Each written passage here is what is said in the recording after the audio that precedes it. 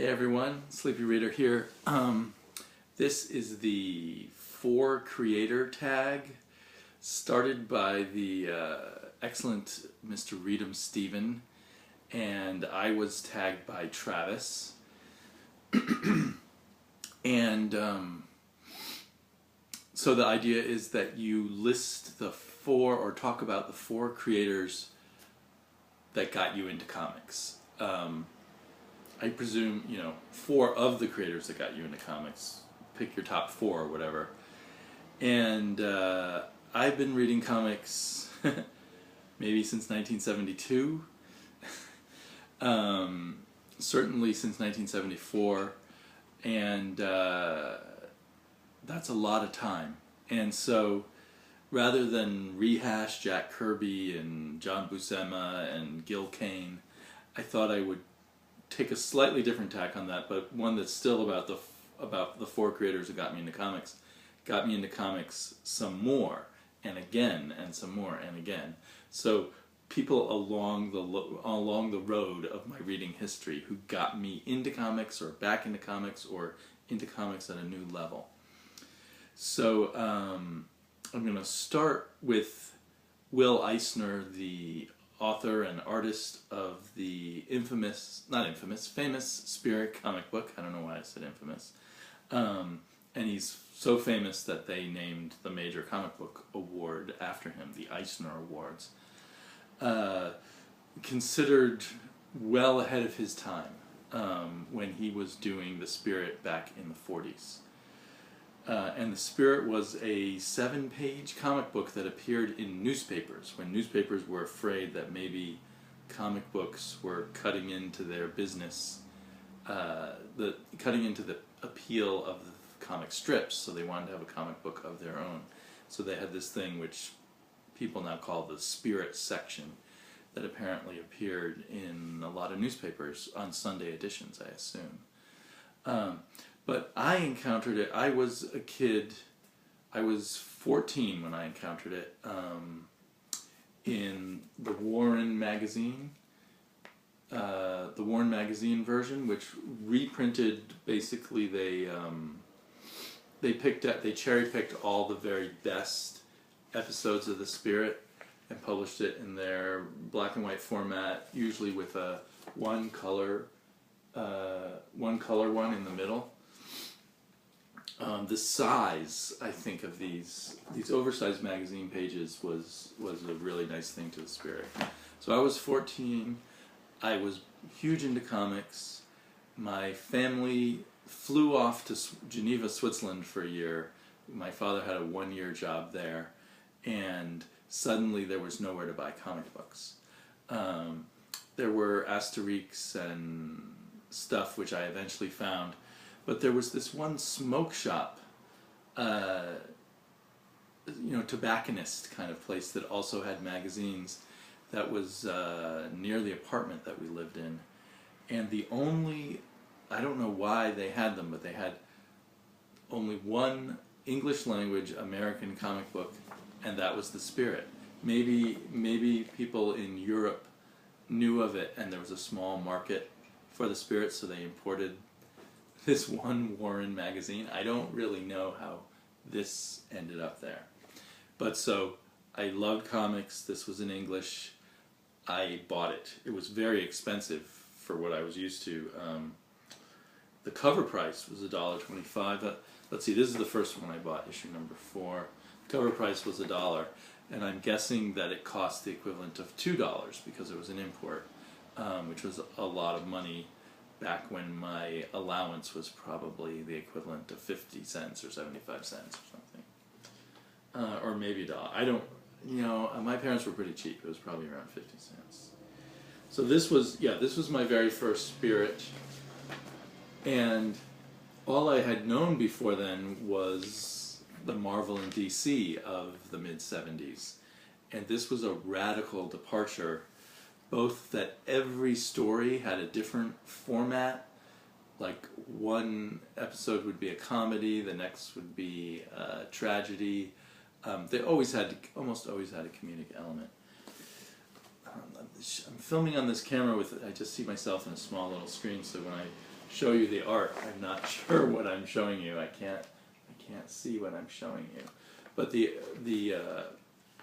every story, every 7-page story. So when you read one of these magazines and you got like 8 7-page stories, you're constantly getting a new experience, new layouts, new different odd, funny, quirky characters. There might be a supernatural story, a science fiction story, a romance story, a lot of crime stories because the spirit was a detective. The one from the cover took place down in the sewers where all the sort of failed criminals had gone to hide, and the spirit goes down there to find his witness.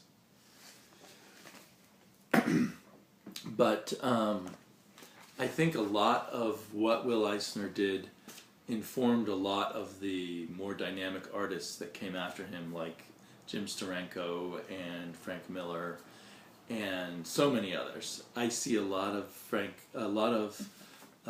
Will Eisner in. Oh, here, this was a gorgeous cover. I see a lot of Will Eisner in Greg Capullo and what he does with layout and angles and all of that. I see a lot of Will Eisner when I look at Sean Murphy, for instance. And he was a writer and artist. He was also a businessman. I mean, he owned the Spirit, which was very unusual back then. He made his own deal with the newspaper syndicates. I don't think even most newspaper comic strip guys really own their own rights. They usually co-own their rights at best, or it's owned by United Features, but they get 50% of the royalty or something. And they have better deals than comic book artists did. But, so yeah. And over the years, I mean, you can find various Spirit reprints in all kinds of different formats.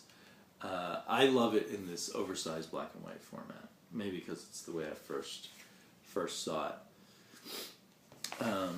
And I think it opened my mind. I mean, I loved superheroes, and I certainly wanted more of those, but I suddenly saw so many different ways. Comic books suddenly seemed so dynamic to me that it hooked into me at an even deeper level, got me even further.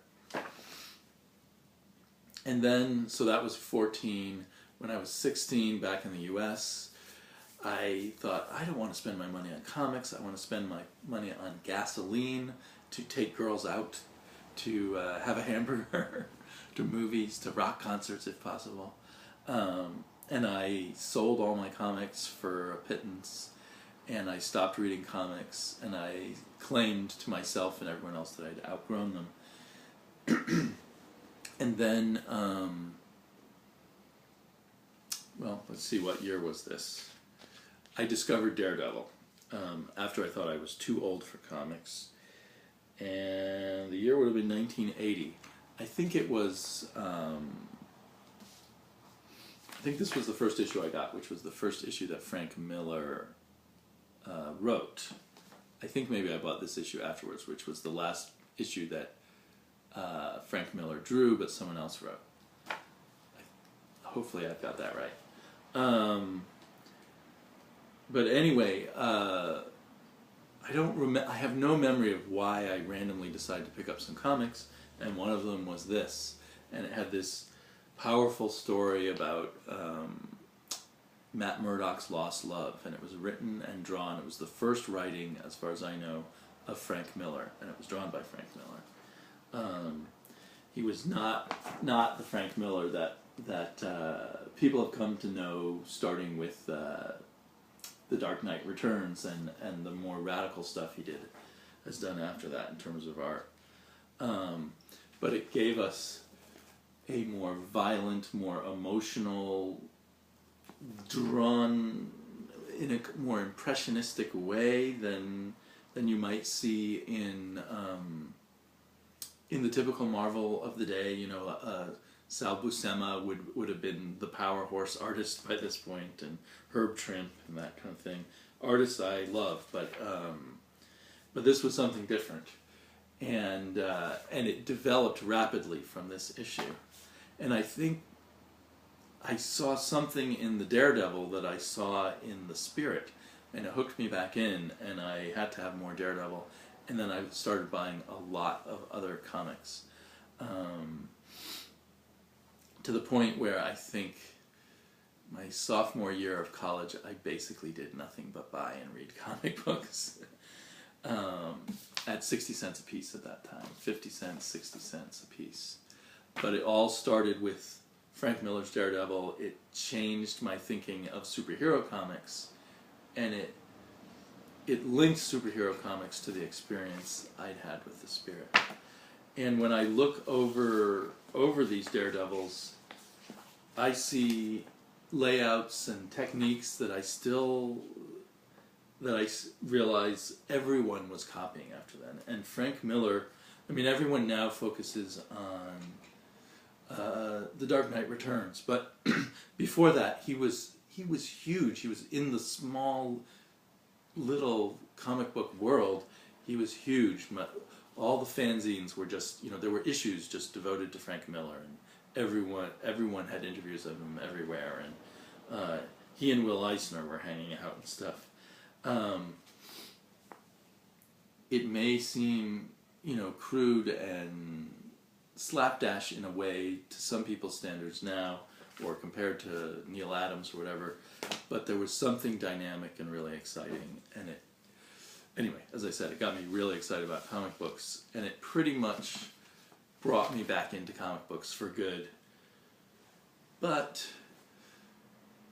I some point in the 90s, there was a lot of good stuff published in the 90s on the edges, because comics were selling so well that odd things were selling well, but after a while, it all just seemed to peter out, and it seemed like I felt almost like I forgot about Daredevil, and I forgot about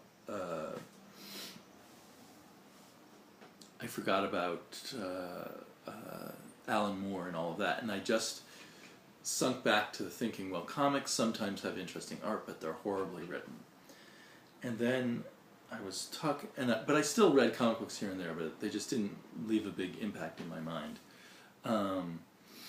But sometime around 2000, I'm guessing, or 1999, I was hanging out with some science fiction writers, and one of them was saying, there's some cool comic books out right now. And I said, well, like what?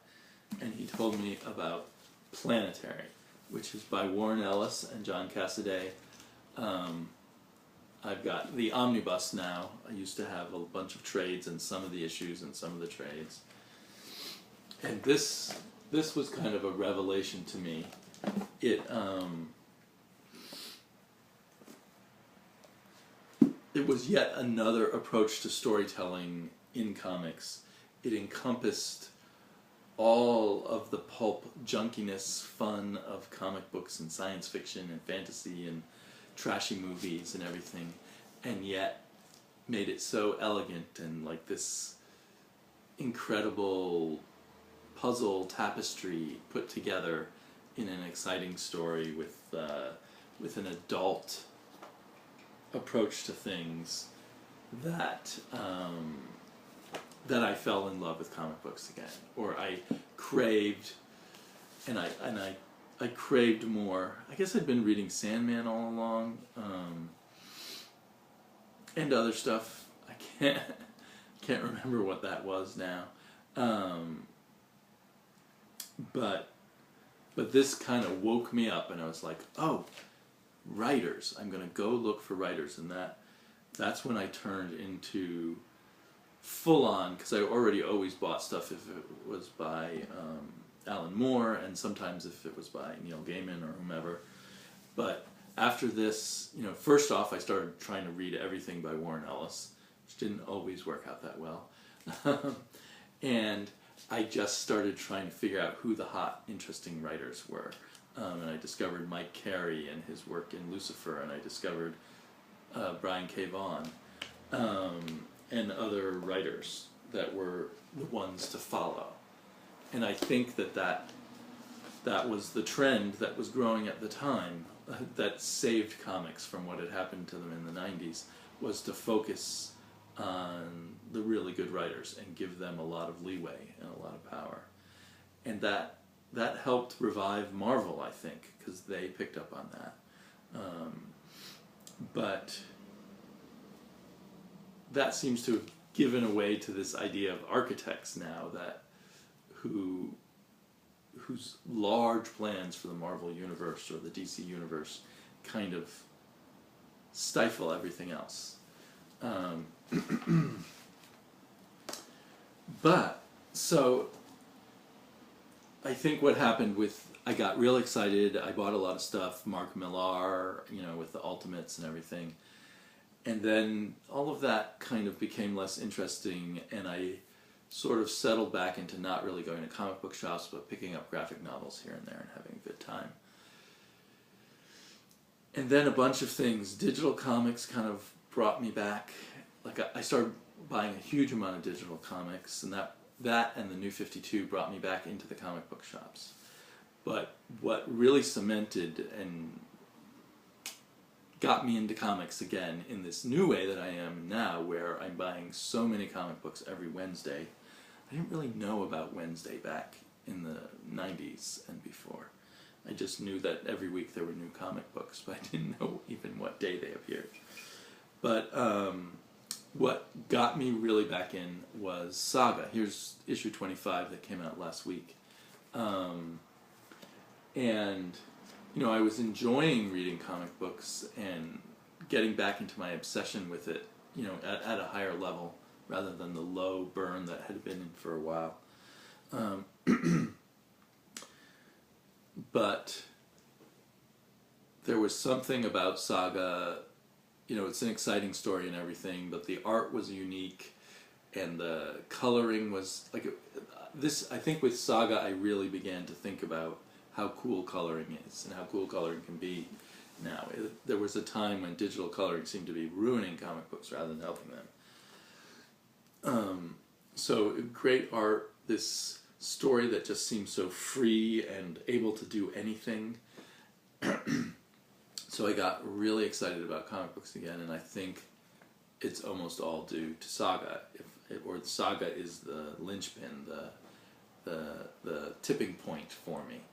So that's my most recent favorite, or not favorite, creator that got me into comics. So there you go. It's kind of a recapitulation of some of my comic book history. I hope it was a little different than stuff I've done before. People have been watching me for 3 years, have heard me repeat a lot of stories, as Captain Cummings pointed out recently.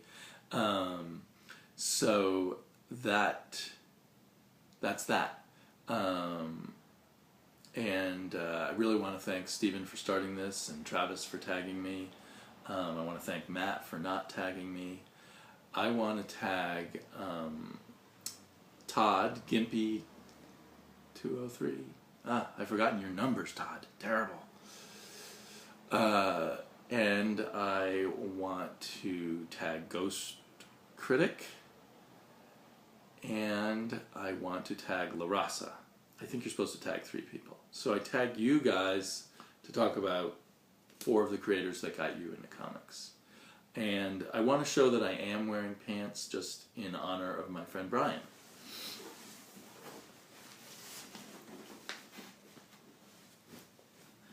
Oh, if I'm allowed to tag 4 people, I'll tag Brian also.